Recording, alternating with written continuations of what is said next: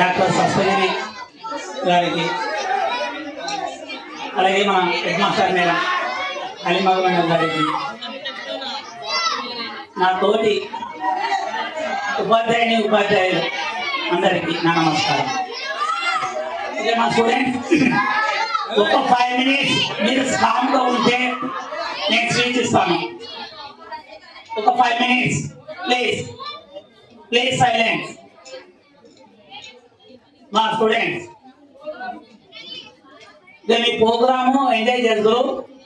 ఎంజాయ్తో పాటు మీరు 10th class కాబట్టి మనం ఇది మెయిన్ ఇంపార్టెంట్. సో మన ఫ్యూచర్ ఎలా ఉండాలి ఏంటి అనేది మనం డిసైడ్ చేసుకోబోయేది. సో ఒక్కసారి నేను ఒక 5 minutes మాట్లాడతాను, వినవలసిందిగా కోరుకుంటున్నాను. ఫస్ట్ ఆఫ్ ఆల్ నేను స్టడీ గురించి ఏం మాట్లాడను, బట్ మన ఫ్యూచర్ ఎలా ఉండాలి అనేది ఒక్కసారి ఆలోచించుకోండి. మన ఫ్యూచర్ ఎలా ఉండాలి, సో మనం ఏ పొజిషన్లో ఉండాలి, మనం ఎవరికి ఎలా రెస్పెక్ట్ ఇవ్వాలనేది ఒక్కసారి మీరు గమనించాల్సిందిగా నేను కోరుకుంటున్నాను.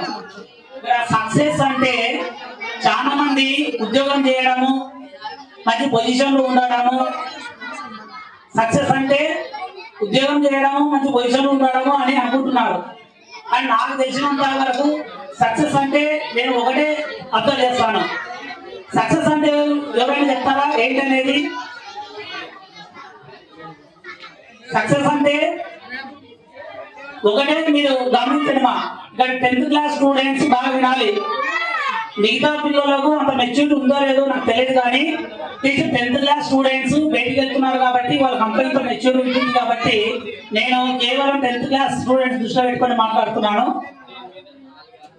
వాళ్ళ తల్లిదండ్రులు కూడా మా పిల్లలు ఎలా ఉండాలి, ఎలా మేము పెంచుకోవాలి అనేది కూడా వాళ్ళ పేరెంట్స్ కూడా, వాళ్ళ తల్లిదండ్రులు కూడా అర్థం చేసుకుంటారని అనుకుంటున్నాను. నేను సక్సెస్ గురించి ఒక చిన్న ఎగ్జాంపుల్ చెప్తాను. చిన్న ఎగ్జాంపుల్ ఏంటంటే, మన చైర్మన్ సార్ గారు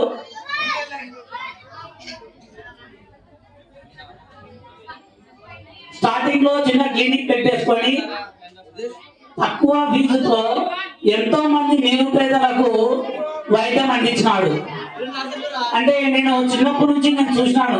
మన ఏరియా నుంచి ఎమర్జెన్సీ అర్ధరాత్రి 12 గంటల కానీ 1 గంటల కానీ డబ్బులు ఉన్నా లేకపోయినా సార్ అని తలుపు వచ్చినామంటే ఆయన ఏ రోజులో కాదు అని పంపించలేదు. అర్ధరాత్రి 1 గంటకు 2 గంటలు కానీ ఏ టైంలో పోయినా కానీ ఆయన తలుపు కట్టినామంటే సార్ అని ఆపదంటే మన దగ్గర డబ్బులు ఉన్నాయా లేదా అని చూడలేదు. ఫస్ట్ మనకు ప్రైమరీ ఏంటి అనేది ఆలోచించినాడు. మన పొజిషన్ బాగుంటే కంటిన్యూ అవ్వండి, లేదు మీకు ఏదైనా ఇంకా ఫర్దర్ చేసుకోవాలంటే మీ ఇష్టమని అర్ధరాత్రి కూడా ఆయన అన్ని వేళలో మనల్ని ఆదుకున్నాడు. అంటే మనల్ని అంటే నాట్ ఓన్లీ మన పేట కాదు, అందరినీ ఏ ఏరియా నుంచి వచ్చినా కూడా ప్రతి ఒక్కరిని ఆదుకున్నాడు.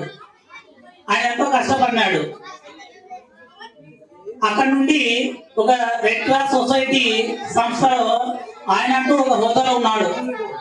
ఎంతమందికి సేవలు అందిస్తూ ఈ పొజిషన్ ఎదిగాడు. అంటే కేవలం సక్సెస్ అంటే జాబ్ చేయడమే కాదు, మన సక్సెస్ అంటే ఆ పొజిషన్కి వచ్చేసినాడు. ఆ పొజిషన్కి వచ్చి ఎంతో మందికి ఉపాధి కల్పిస్తున్నాడు. ఆయన అంటే ఆయనతో పాటు ఆయన బతకగలుగుతూ 10 మందికి దారి చూపించినాడు.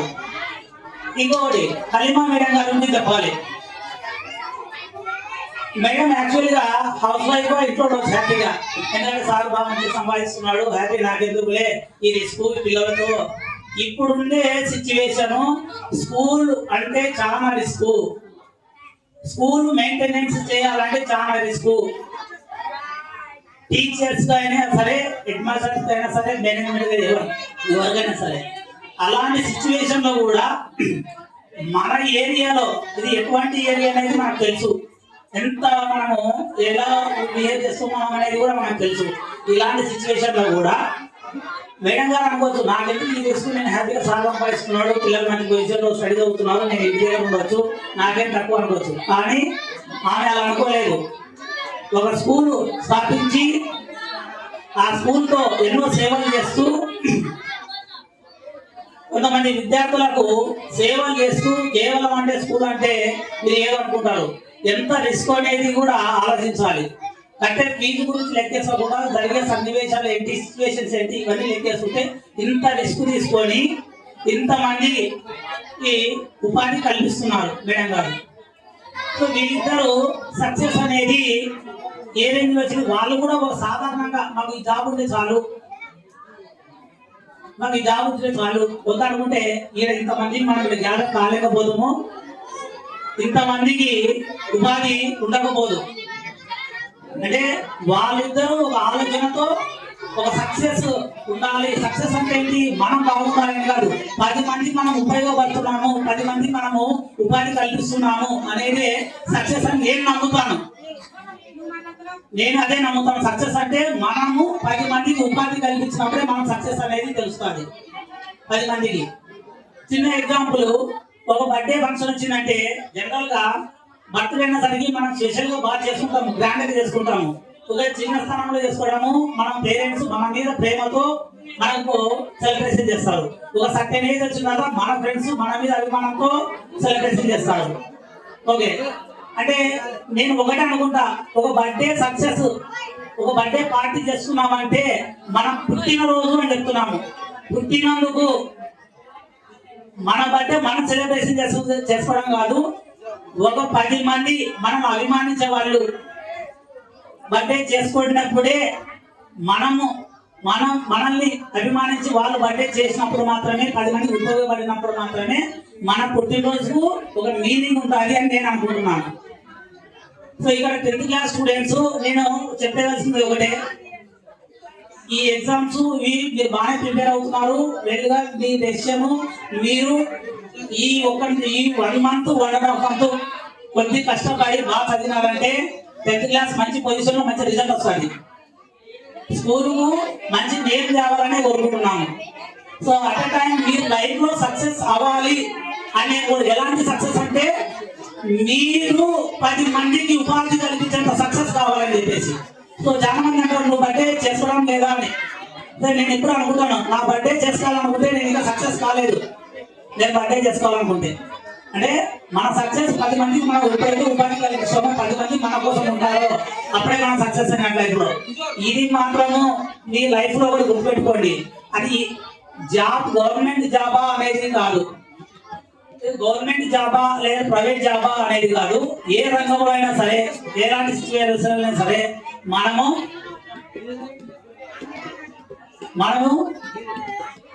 నిలబడే స్థాయి ఏంటి, మనం చేసే వృత్తి అనేది చూడవద్దు. మనం చేసే వృత్తి ఏంటి, మనం కష్టపడుతున్నాము, మనం రైట్ గా కష్టపడుతున్నామా లేదా అనేది చూసుకోవాలి.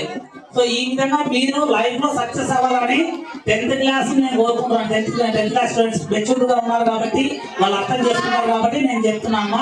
సో మీరు మంచి మార్క్స్ సాధించి స్కూలుకు, అలాగే టీచర్స్ ఉండే సిచ్యువేషన్, టీచర్స్ పడే కష్టాలు ఎలా ఉంటాయంటే స్టూడెంట్స్ తెలియదు. స్టూడెంట్స్ తెలియాలంటే ఒక టీచరు ఎట్లా ఉంది వాళ్ళంటే తల్లి తండ్రి తర్వాత గురువు అని చెప్తారు. తల్లి తండ్రి తర్వాత గురువు అని చెప్తారు, దేవుడు చెప్పాడు. తల్లి తండ్రి తర్వాత teacher is a second parent. So ఇప్పుడు 10th క్లాస్ స్టూడెంట్స్ అనుకోవచ్చు, నాకు ఈ టీచర్ ఏం చెప్పలేదు, ఆ టీచర్ మా క్లాస్ రాలేదు, ఈ క్లాస్ రాలేదని. నర్సరీ టీచరు నీకు ఓనమాలు నేర్పితేనే నువ్వు ఇంత స్థాయికి ఎదిగినావు. ఒక ప్రైమరీలో నువ్వు ఇంత కష్టపడి నిన్ను టీచర్స్ నీ సక్సెస్ కోరుకున్నందుకే నువ్వు ఇంతటి వాడిని అయినావు. కేవలం 10th క్లాస్ టీచర్స్ ఏదో కష్టపడినారంటే కింద బేస్ ఉంటేనే ఆ కష్టమే ఈ ప్రతిఫలము. కాబట్టి మీరు ప్రతి teachers, nursery to 10th class teachers ప్రతి ఒక్కరిని గౌరవించాలని నేను కోరుకుంటాను. ఎందుకంటే ఇంకొక ఎగ్జాంపుల్, స్టూడెంట్స్ సింపుల్ మాట చెప్తాడు, మార్క్స్ ఎందుకు తక్కువ వచ్చినాయి అని చెప్పేసి. సింపుల్ గా ఒకటే చెప్తారు, నాకు అర్థం కాలేదు, టీచర్ చెప్పింది అర్థం కాలేదు, మేడం చెప్పింది అర్థం కాలేదు అని చెప్తారు. కానీ ఆ టీచరు ఎంత కష్టం ఉంది అనేది చూడరు. ఆ కష్టం ఎలా ఉంటుందంటే, ఇంట్లో మన అమ్మ మనకు వంట చేసినప్పుడు వండేటప్పుడు ఏం చెప్పాము, వండిన తర్వాత కరెక్ట్ తీసుకొచ్చి ప్లేట్లో పెట్టిన తర్వాత ఒక ముద్ద నోట్లో పెట్టుకొని తినము. ఎందుకు తినడం లేదు అంటే నాకు నచ్చలేదు, నాకు ఇష్టం లేదని చెప్తారు. అంటే ఆ తల్లి ఎంత బాధపడుతుంది, ఆ తల్లి స్థానంలో ఉంటే తెలుస్తుంది ఆ తల్లి ఎంత బాధపడుతుంది. పోయి మళ్ళీ ప్రిపేర్ చేయడం టైం ఉందా, లేదు, టైం అయిపోయినది, బయటికి వెళ్ళిపోవాలి ఆ స్టూడెంట్. సో ఆ తల్లి పడే ఆ వేదన ఆ తల్లికే తెలుసు, ఎంత బాధపడుతున్నాడు తినకుండా పోయినాడే అని చెప్పి. నీకంటే హ్యాపీ, నాకు నచ్చలేదని చెప్పేస్తారు సింపుల్ గా. అంటే ఆ మాట ఏదో మీరు ఆ వంట ప్రిపేర్ చేయకముందే చెప్తే బాగుంటుంది, మీకు ఇష్టమైనది చేసి పెడతారు. అలాగే ఒక టీచర్ పొజిషన్ కూడా తల్లి లాంటిది. ఒక టీచర్ అంటే మీకు ఏదైనా సబ్జెక్ట్ ముందుగా ఎగ్జామ్స్ బిఫోర్, అది 2 days కావచ్చు, 3 days కావచ్చు, నాకు పలానా సబ్జెక్ట్ అర్థం కాలేదు, పలానా క్వశ్చన్స్ అర్థం కాలేదు అని చెప్తే ఆ టీచర్ మీకోసం మళ్ళీ రిఫర్ చేసుకోయినా సరే మళ్ళీ మీకు ఆ స్థాయి రేంజ్ లో, మీకు అర్థమయ్యే రేంజ్ లో మీ లెవెల్స్ ఏమి ఉన్నాయి, మీ హై లెవెల్ ఉందా, లో లెవెల్ ఉందా, మీ లెవెల్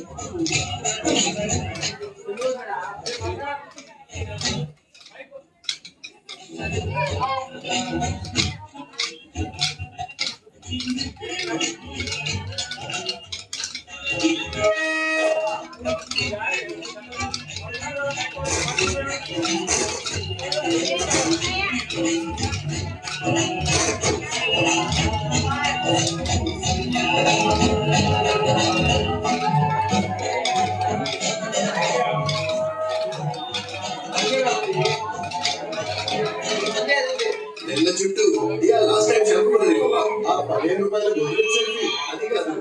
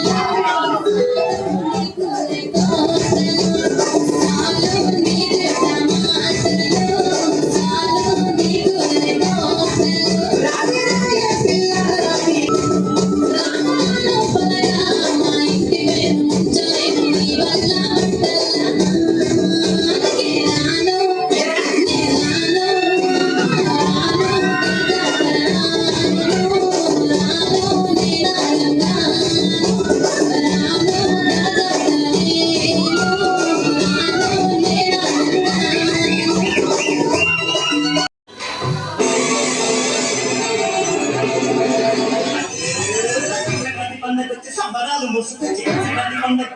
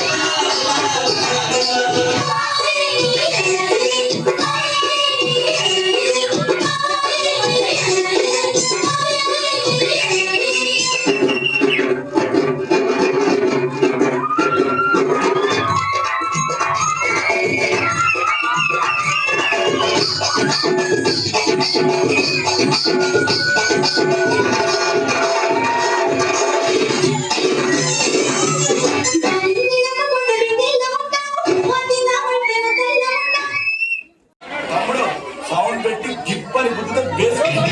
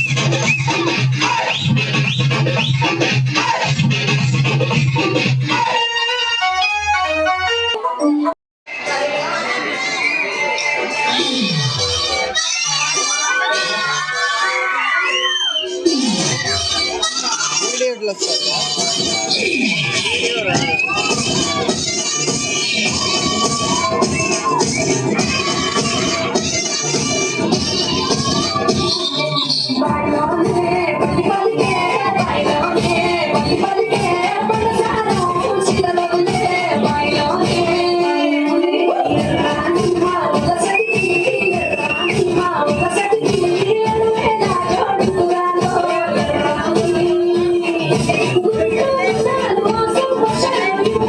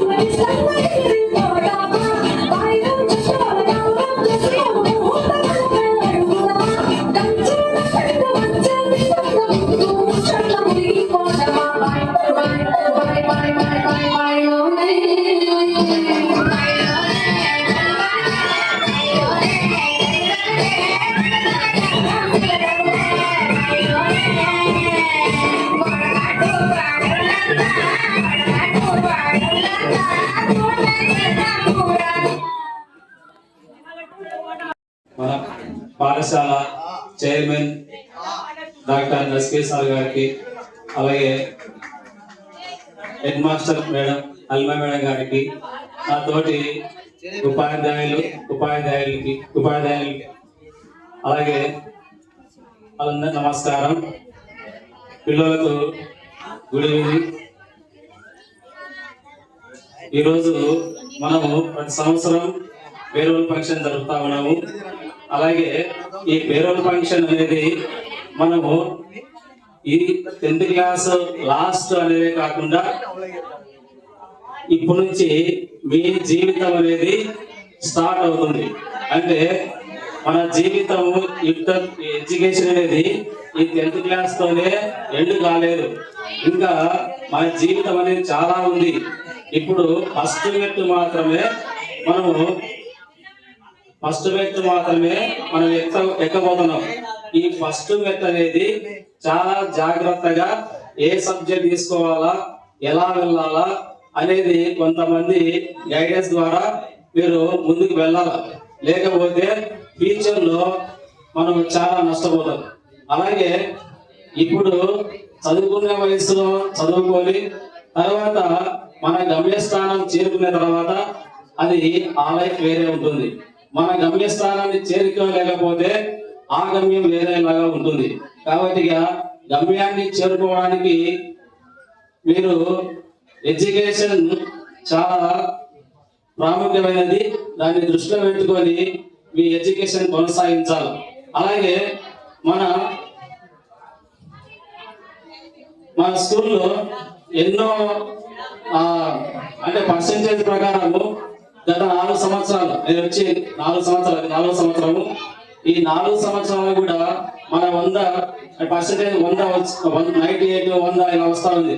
అంటే ఒకరో ఇద్దరు తప్పితే ప్రతి ఒక్కరు పాస్ అవుతున్నారు. అలాగే లాస్ట్ ఇయర్ 100కి 100 అందరూ పాస్ అయ్యారు. అంటే ఈ సంవత్సరం కూడా ప్రతి ఒక్కరు పాస్ కావాలని కోరుకుంటున్నా. అలాగే మంచి స్కోర్ తేవాలని కోరుకుంటున్నా. మీరు ఇప్పుడు ఒక కథ చిన్నది, చాలా మంది పిల్లలు నిర్లక్ష్యం చేస్తా ఉన్నారు. అంటే ఎలాగంటే ఒక నత్త, ఒక కుందేలు ఉంది. ఇవి గమ్యాన్ని నిర్ణయించుకుంటాయి. ఆ నత్త అనేది స్లోగా వెళ్తా ఉండాలి, కుందేలు అనేది చాలా స్పీడ్ గా వెళ్తా ఉంటది. ఆ మార్గంలో వెళ్తూ ఒక చెట్టు వస్తుంది. ఆ చెట్టు వచ్చినప్పుడు ఆ కుందేలు ఏం చేస్తాడు తెలుసా? అంటే బాగా చదివేవాడు, ఈ కుందేలు అనేవాడు బాగా చదివేవాడు. ఆ చెట్టు రాగానే ఆ కుందేలు నిద్రపోతుంది. నిద్రపోయిన తర్వాత ఏమిగా అది నిద్రగానే ఉంటుంది, స్లీపింగ్ మోడ్ అన్నమాట.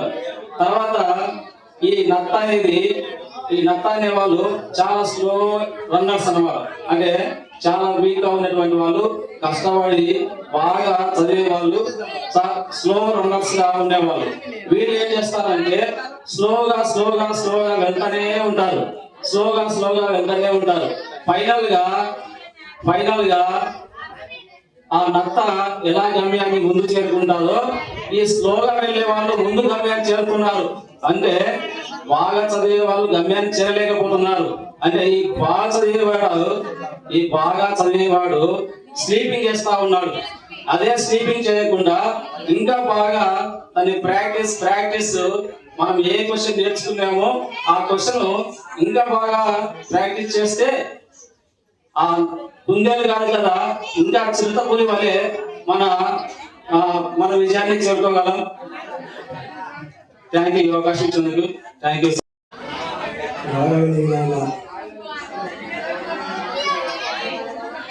ప్రధానోపాధ్యాయుల వారికి, డైరెక్టర్ గారు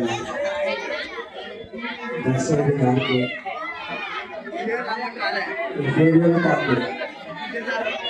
శుభ సందర్భంగా శుభాకాంక్షలు తోటి ఉపాధ్యాయుల వారికి నా శుభాకాంక్షలు తెలుపుతూ విద్యార్థులకు నా శుభాశీస్సులు ఈ సందర్భంగా తెలుపుతున్నాను. అయితే ఇప్పుడు ఎన్నికల పార్టీ అంటే వీడ్కోలు అంటే 10th క్లాస్ వాళ్ళకు మనం వీడ్కోలు పలుకుతున్నాం. ఈ సందర్భంగా వాళ్ళకు 10th క్లాస్ వాళ్ళకు కొన్ని సూచనలు చెప్తున్నాను. ముఖ్యంగా ఎగ్జామ్లో టైం మెయింటైన్ చేయాలి. తర్వాత ఏ క్వశ్చన్కి ఎంత టైం స్పెండ్ చేయాలి. తర్వాత ఎన్ని మార్కులకు ఎంత ఆన్సర్ చేయాలి. ఇలా ఈ ఆన్సర్ ముందుగా క్వశ్చన్ అర్థం చేసుకొని ఆ క్వశ్చన్కి అనుగుణంగా ఆన్సర్ రాయాలి. ఎందుకంటే ఇది 10th క్లాస్ పబ్లిక్, ఇది లైఫ్లో ఉన్నత శిఖరాలను అందుకోవాలంటే ముఖ్యంగా ఈ 10th క్లాస్ మార్కులు ఉపయోగపడతాయి. అంతేగా ఈ అన్ని సబ్జెక్ట్స్ కూడా లైఫ్ లాంగ్ ఉపయోగపడతాయి. కాబట్టి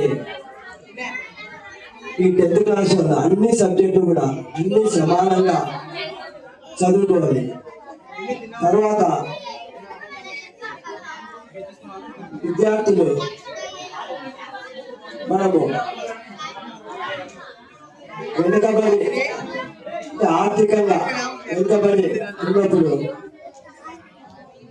తర్వాత కానీ డబ్బులో మాత్రం ఆర్థికంగా వెనుకబడి ఉంటాము, కానీ చదువు పరంగా మాత్రము పేదరికంగా ఉన్నాము. కాబట్టి అందరూ కూడా ప్రతి ఒక్క అంశాన్ని శ్రద్ధగా చదువుతూ ఉంటే అన్ని విషయాలు కూడా మన మైండ్లో ఉంటాయి.